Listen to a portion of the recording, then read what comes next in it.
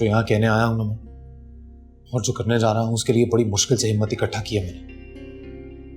अगर आप ऐसी बातें करती रहेंगी तो पीछे धकेल देंगी मुझे। ऐ बात सुन शामी, कान खोल के सुन ले। मूना की इस घर में कोई हैसियत नहीं होगी, सुन ले।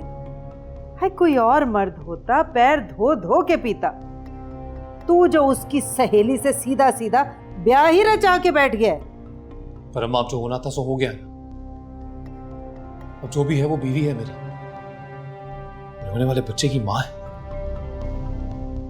और इस हालत में आप उसे डिसोन नहीं कर सकते, क्योंकि अगर आपने उसे डिसोन किया तो एक तरह से आप मेरे बच्चे को डिसोन कर रहे हैं, और ये नाइंसाफी मैं कभी होने नहीं दूंगा। आई मियाँ, एक अदद बच्चा तो शायद अजरा को भी होने वाला है। जानता हूं मैं, पर ये भी जानता हूं कि अजरा को और उस बच्चे को आप लोग कोई तकलीफ नहीं पहुंचने देंगे। इसीलिए ज्यादा फिक्र मुझे उस बच्चे की है जो मोना की कोख में पल रहा है।